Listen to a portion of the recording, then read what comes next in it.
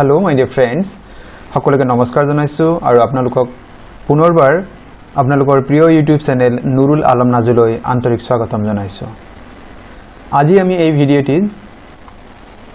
অংকৰ এটি পাঠ লাভ আৰু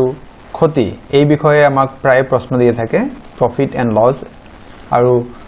প্ৰায় প্ৰতিযোগিতামূলক পৰীক্ষাতে এই ধৰণৰ অংক আমাক দিয়া থাকে। তা এই অংকবিলাক সাধাৰণতে আমি কেনেকৈ কৰিব লাগে তাৰ একেবাৰে সহজ কিটিপ আপুনি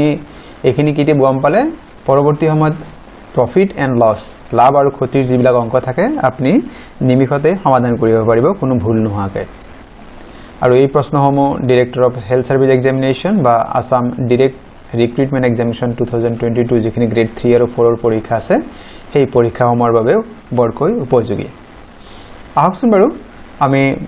যিখিনি প্ৰশ্ন দিয়া আছে প্ৰশ্নোত্তৰসমূহ জানি লওঁ। প্ৰথম প্ৰশ্ন দিয়ে চাওক যে আমি লাভ অংকৰ ক্ষেত্ৰত আমি কোনবিলাক কথা আমি গুৰুত্ব দিব লাগে। এটা বস্তুৰ কিনা দামৰ ওপৰত লাভ ক্ষতি নিৰ্ভৰ হয়। আপুনি বস্তুটো লাভ হ'ব নে ক্ষতি হৈছে সেই কথাটো নিৰ্ভৰ কৰিব আপোনাৰ সেই বস্তুটোৰ কিনা দামৰ ওপৰত। যেনেকৈ ভাবি লওক যে যদি কিনা দামতকৈ যদি বেচা দামটো বেছি হয় তেন্তে কি হ'ব লাভ হ'ব। আমি ধৰক এটা বস্তু যদি 50 টকাত কিনিছো আৰু যদি আমি বিক্ৰী দাম 50 টকাৰ মোৰ কিনা দাম মই যদি 60 रुपीस বিক্ৰী কৰিছো তেন্তে কি হ'ব নিশ্চয়কৈ মোৰ কি হ'ব লাভ হ'ব বা প্ৰফিট হ'ব। একেদৰে যদি মোৰ কিনা দামটো বেছি হয় বেচা দামটো কম হয় তেন্তে কি হ'ব মোৰ ক্ষতি হ'ব। মই 50 টকাত কিনিছিলো যদি মই 40 টকাত বিক্ৰী কৰিছো তেন্তে নিশ্চয়কৈ ইয়া মোৰ কি হ'ব ক্ষতি হ'ব বা লোকসান হ'ব। গতিকে এই কথাটো আমি নিশ্চয় সকলোৱে বুজি পাওঁ। পৰৱৰ্তী কথাখিনি অলপ গুৰুত্ব সহকাৰে নোট ডাউন কৰি ল'ব। এতিয়া চাওক আমাৰ যিখিনি লাভ আৰু ক্ষতিৰ যিবিলাক অংক থাকিব আমি এটা কাম কৰিম যে কিনা দাম যেটো আছে যেটো বস্তু এটাৰ কিনা দাম বা ক্ৰয় মূল্য এইখিনি যদি আমি 100% ধৰি লওঁ তেতিয়া আমি প্ৰত্যেকটো অংক অতি সহজে আমি কৰিব পাৰিম। কিনা দামটো বা পাৰচেজ ভ্যালু যেটো হয় হেতু আমি 100% বুলি ধৰি লওঁ। এতিয়া চাওক কথাটো যদি এনেকৈ হয় যে 25% লাভ 25% লাভ মানে কথাটো হ'ব যে 100% কিনিছিলো তে বেচা দামটো কিমান হ'ব 100% যোগ 25% তাৰ মানে কিমান হ'ব 125%। আকৌ যদি কয় 30% লোকসান তাৰ মানে কি হ'ব মোৰ বেচা দামটো কিমান হ'ব 100 - 30% তাৰ মানে 70% হ'ব। যদি মই কৈছো যে মোৰ 10% লোকসান হৈছে তাৰ মানে মোৰ বেচা দাম হ'ব 100 - 10% তাৰ মানে 90%। যদি মই কওঁ যে 40% লাভ তাৰ মানে বেচা দাম হ'ব 100% প্লাস 40% 140%। এইখিনি নিশ্চয় আপোনালোকৰ কোনো ডাউট নাই। এতিয়া চাওক আমি অংক লৈ লওঁ এক্সাৰসাইজ আমি লৈ লওঁ তেতিয়া আমি বুজি পাত সহায় হ'ব। চাওক এটা প্ৰশ্ন দি আছে যে এটা মোবাইল 24000 টকাত বিক্ৰী কৰাত 20% 20% লাভ হ'ল। মোবাইলটোৰ কিনা দাম কিমান আছিল? আমি ইতিমধ্যে কি বুলি কৈছো কিনা দামটো আমি কিমান ধৰি লম কিনা দামটো আমি সদায় 100% ধৰি লম তেতিয়া আমাৰ সহজ হ'ব। এতিয়া চাওক যে ইয়াতে কি কৈছে 20% লাভ তাৰ মানে বিক্ৰী দাম কিমান আছিল 100% প্লাস কাৰণ কিনা দাম আমাৰ 100% হয় আৰু 20% লাভ মানে কি হ'ব 20% লাভ মানে বিক্ৰী মূল্য 120%। এটো নিশ্চয় আপুনি বুজি পাইছে কাৰণ 20% বেছিকৈ বিক্ৰী কৰিছো। এটা চাওক 24000 টকা মানে কি বিক্ৰী দাম তাৰ মানে এটো তাৰ মানে 120% বিক্ৰী কৰোতে বস্তুৰ দাম হৈছে 24000 তাৰ মানে 120% ইকুৱেল টু 24000 তে 1% মানে কিমান হ'ব 24000 ডিভাইডেড বাই 120। এটা 100% মানে কিমান হ'ব চাওক 100% মানে তেতিয়া কিনা দামটো আমি পাই যাম। এটা চাওক 24000 ডিভাইডেড বাই 100 ইনটু 100। এতিয়া মই 1 মই এতে আমি যে এটা শূন্য কাটি দিছো 12 দি আমি 24ক হৰণ কৰিলে দুবাৰ যাব আৰু দুটা শূন্য আছে গতিকে ইয়াতে কিমান আছে 200 ইয়াতে কিমান আছে 100 গতিকে ইয়াতে দুটা 0 আমি আৰু যদি এড কৰি দিও চাওক দুটা আৰু দুটা 4টা গতিকে 20000 হ'ব। এতিয়া আমি নিশ্চয় গম পাইছো যে মোবাইলটোৰ কিনা দামটো কিমান আছিল 20000। কওকচোন কিয় এটো হ'ল কাৰণ ইতিমধ্যে আমি কৈছো না কিনা দামটো আমি কিমান বুলি ধৰি লৈছো 100% মানে আমাৰ কিনা দামটো ওলাই গৈছে। নিশ্চয় এইখিনি আপোনাৰ বুজি পাওঁতে কোনো অসুবিধা হোৱা নাই। এটা যদি কওঁ যে মই 20% লোকসান হ'ল তেতিয়া আমি ধৰিলেতেন মানে বিক্ৰী দাম কিমান আছিল তেন্তে আমাৰ আছিল 100 - 20% 80% হলেতেন আমি তেনেকৈ আমি যি লোকচানৰ ক্ষেত্ৰত আমি একেটা অংক কৰিব পাৰিলোহেঁতেন পৰৱৰ্তী অংক চাওক 190 টকাত এটা ঘড়ী বিক্ৰী কৰাত 5% ক্ষতি হ'ল 5% ক্ষতি হোৱা মানে কি বস্তুটোৰ আমাৰ বিক্ৰী মূল্য কিমান আছিল 90 100 minus 5% তাৰ মানে 95% কিমান টকাত ঘড়ী বিক্ৰী কৰিলে 15% লাভ হ'ব 15% লাভ মানে কিমান হ'ব 100 plus 15% তাৰ মানে 115% নিশ্চয় এখিনি বুজি পাইছে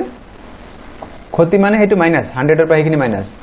লাভ মানে হেখিনি 100 ৰ লগত প্লাস গতে 100 plus 15 115% এইটা সব অঙ্কটো আমি চাই লও 5% ক্ষতি মানে কি বিক্রি মূল্য 100 minus 5 এটো এখিনি আমি বুজি পালো 95% 15% লাভ মানে বিক্রি মূল্য কিমান হ'ব 100% plus 15% 115% এইটা চাও কি কৈছে যে 190 টাকাত ঘড়ি বিক্রি কৰাত 5% ক্ষতি হয় তাৰ মানে কি 95% 5% ক্ষতি বিক্ৰি কৰাত তার মূল্য কিমান আছিল 190 টাকা 1% কিমান হ'ব 190 by 95 আৰু 15% যদি লাভ কৰিব লাগে কিমান টাকাত বিক্ৰি কৰিব তেন্তে 115% ইকুয়াল টু 190 by 95 into 115 এটা সব পাছৰে যদি হৰণ কও 95 ত আমাৰ কিমান যাব 19 বাৰ আৰু ইয়াতে কিমান হ'ব 23 বাৰ আৰু তেন্তে 19 দি আকৌ 190 আমি হৰণ কৰি দে কিমান যাব 10 বাৰ গতিকে 10 into 23 10 into 23 হলে কিমান হ'ব 230 তাৰ মানে ঘড়িটো যদি 230 বিক্ৰি কৰে তেতিয়া কিমান পাৰ্সেন্ট লাভ হলেতেন 115 এইটো নিশ্চয় আপোনালোকে বুজি পাইছে আপোনালোকে প্ৰথম যিখিনি দিয়া আছে এই কথাখিনি যদি এবাৰ ভালকে আপোনালোকে কথাটো আপুনি যদি বুজি পোৱা সহায় হৈছে তাৰ মানে এই কথাখিনি যদি ভালকে ধৰিব পাৰিছে তেন্তে প্ৰফিট এন্ড লস এই সম্পৰ্ক যিমান প্ৰশ্ন আছে আপোনালোকে সঠিকভাৱে কৰিব পাৰিব এইটো সব কোৱেশ্চন ফৰ ইয়োৰ প্ৰেক্টিস ইয়াত আপোনালোকক এটা প্ৰশ্ন দিয়া আছে এটা আপোনালোকে নিজে ইয়াৰ উত্তৰটো কিমান হ'ব আপোনালোকে কমেন্ট বক্সত মোক জনাব এজন দোকানীয়ে 200 টকাত এটা ছাতি বিক্ৰী কৰাত 20% লোকসান হ'ল তাৰ মই আপোনাক বাকিখিনি কৈ দিছো খালি আপোনালোকে উত্তৰটো উলাই ল'ব 20% লোকসান মানে বিক্ৰী দাম কিমান আছিল 100 minus 20% মানে 80% তাৰ মানে 80% ইকুয়াল টু 200 যদি 10% লাভ কৰিব বিচাৰে 10% লাভ মানে 100 plus 10% তেন্তে তেও কিমান টকা ছাতি বিক্ৰী কৰিব লাগিব তাৰ মানে 80% ইকুয়াল টু 200 তে 110 ইকুয়াল টু আপনি বাকিখিনি কৰি মোক উত্তৰটো কমেন্ট বক্সত জনাও বুলি আশা থাকিল কোৱেশ্চন নম্বৰ 4 এটো চাই দাও এটা জিন্স প্যান্ট 10% লোকসানত বিক্ৰী কৰা হৈছে কিমান পাৰ্সেন্ট 10% তাৰ মানে বিক্ৰী দাম কিমান আছিল আমি গম পাইছো বিক্ৰী দাম 100 minus 10% ইকুয়াল টু 90% বেচা দাম 45 টাকা বেশি হলে তে কিমান দামত বিক্ৰী হেতি কিন্তু উল্লেখ নাই 10% লোকসানত বিক্ৰী হৈ আছে যদি বেচা দামটো 45 টাকা বেশি হলতেন যিমানতে বৰ্তমান বিক্ৰী হৈ যাতকৈ 45 টাকা বেশি হলে 5% লাভ হলতেন কিনা দাম কিমান আছিল আমি ইতিমধ্যে গমে পাইছো কিনা দাম আমি কিমান বুলি ধৰি লৈছো 100% আমি প্ৰথম পেজতে আমি গম পাইছো যে 100% আমি ধৰি লম কিনা দামটো এটা চাও অংকটো আমি কেনেকৈ কৰিছো 10% লোকসান মানে বিক্ৰী দাম কিমান হ'ব 100 minus 10% এখিনি আমি বুজি পাইছো 5% লাভ মানে বিক্ৰী মূল্য 100 plus 5% মানে 105% এখিনি আমি বুজি পাইছো এটা চাও কি বুলি কৈছে যে লাভ 5% হল তাৰ মানে কি 5% লাভ মানে কি 105% minus 90% কাৰণ 10% লোকসান দুটাৰ মাজত ডিফারেন্স কিমান 45 টকা এতিয়া 105 minus 90 হলে 15% equal to 45 1% equal to 45 by 15 100% হলে কিমান হ'ব 45 by 15 into 100 এটা 45 ক 15 দি ডিভাইড কৰিলে 3 বাৰ গতি 3 আৰু 100 পূৰণ কৰিলে কিমান হ'ব 300 টকা আকৌবাৰ চাইলো ভালকে আৰু ইয়াৰ শৰ্টকাট মেথড আছে যেহেতু এটাত কি আছে লোকসান এটাত লাভ যদি বিপৰীত ধৰ্মী হয় তেন্তে আমি যোগ কৰি দিও এটা 5% এটা 10% গতি 5% plus 10% equal to কিমান 45 rupees গতি 15% equal to 45 100% equal to 45 by 15 into 100 মানে 300 rupees এখিনি নিশ্চয় আপোনালোকে ধৰিব পাৰিছে আৰু যদি দুটা একে হয় যে এটো লোকসান তেতে কি হ'ব মাইনাস হ'ব ডাঙৰটোৰ পৰা সৰুটো মাইনাস হ'ব আৰু যদি দুটা লাভ হয় তাক ইয়াতে লোকসানৰ ঠাই এটো লাভ দুটা যদি লাভ হয় তেতে কি হ'ব বিয়োগ হ'ব ঠিক আছে আমি পৰৱৰ্তী আৰু এটা কোৱেশ্চন আমি চাই লও ইয়াত চাওক এটা বস্তু 15% লাভত বিক্ৰী কৰা হৈছে কিমান পাৰ্সেন্ট 15% তাৰ মানে বিক্ৰী দাম কিমান হৈছে 115% হয়নে 150% বিক্ৰী কৰা হৈছে যদি বেচা দাম 200 টাকা বেছি হলে 25% লাভ হলতেন 25% লাভ মানে 125% 100 ইয়াতে চাওক যে এটা বস্তু লক্ষ্য কৰিছে দুইটা কি আছে একে ধৰ্মী আছে একে ধৰ্মী নিশ্চয় গম পাইছে আগতে এটা লোকসান এটা লাভ আছিল ইয়াতে দুইটা লাভ এটা 15% লাভ এটা 25% লাভ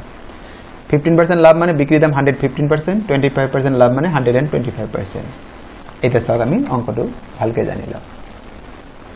15% লাভ মানে বিক্রি মূল্য 100 into 15 115 25% লাভ মানে বিক্রি মূল্য 100 plus 25 100% plus 25% 125% so 125% minus 115% কিমান কৈছিল 200 টাকা বেছি হলে ইকুয়াল 200 টাকা তার মানে 10% 25 और 125 और 115 হলে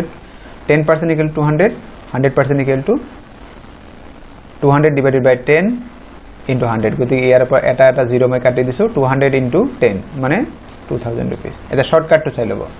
একে ধৰ্মী হৈছে ইয়াতে 15% লাভ এটা 25% লাভ হেকানে কি হ'ব ডাঙৰ সংখ্যাটোৰ পৰা সৰুটো বিক্ৰী কৰিব মানে 25 minus 15% equal to 200 10% equal to 200 100% equal to 200 divided by 100 200 divided by 10 into 100 গতি ইয়াৰ 0 আৰু ইয়াৰ 0 কাটি দিয়া গৈছে 200 into 10 হলে 2000 হ'ব নিশ্চয় আপোনালোক অঙ্কখিনি বুজি পাত অসুবিধা হোৱা নাই এই দুটামান নিয়ম মনত ৰাখিলে আপোনাৰ প্ৰফিট এণ্ড লছৰ অঙ্কবিলাক আপোনালোকে অনায়াসে ভুল নোহোৱাকৈ কৰিব পাৰিব আপোনাৰ ভিডিও চাই কেনে পালে আপোনালোক কমেন্ট যোগে জনাব বুলি আশা থাকিল আপোনালোকলৈ এটাই অনুৰোধ যদি আপোনালোকে প্ৰথমবাৰৰ বাবে মোৰ চেনেলটি চাই আছে চেনেলটি সাবস্ক্ৰাইব কৰিব বুলি আশা থাকিল আৰু ভিডিওসমূহ লাইক কমেন্ট আৰু শেয়াৰ কৰিব